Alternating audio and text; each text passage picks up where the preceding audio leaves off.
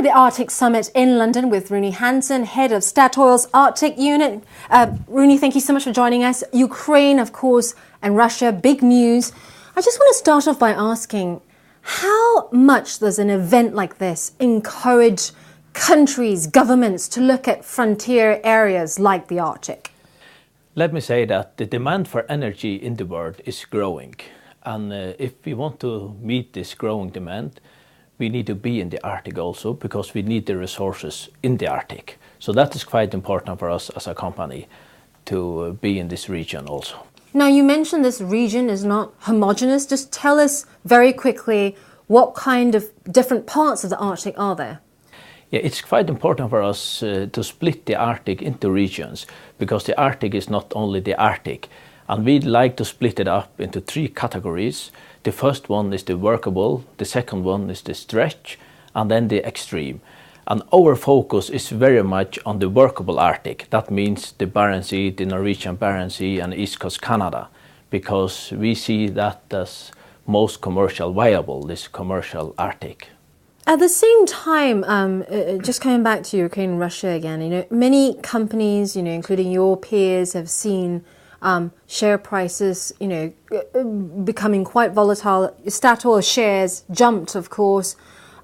In terms of what's happening there, big picture, what do you think is the future of the energy situation for Europe? Should Europe really now, is this a wake-up call for Europe to look at other areas for their energy supplies in the future? No, our strategy remained the same as it has been. And our focus is very much on the growing demand of energy in the world, and we need to provide the world with energy.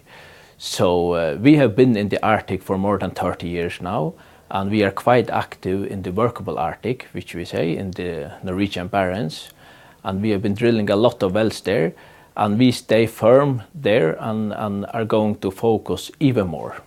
At the same time, Statoil has slowed down some exploration efforts in the Arctic to control capital spending. When are you going to speed up these efforts again, or are they on ice for now? The focus for us, we have been more focused lately in the Arctic also, because we have been scattered around in many places in the Arctic.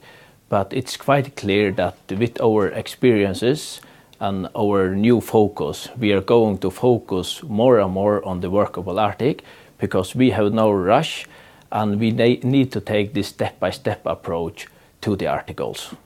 Right, so there's no big plan increase in spending anytime soon. It's just a refocusing of your efforts. It's a refocusing of our effort, and we have had big success in part of the Arctic, among others in the Barents Sea, where we have big discoveries, and also in East Coast Canada.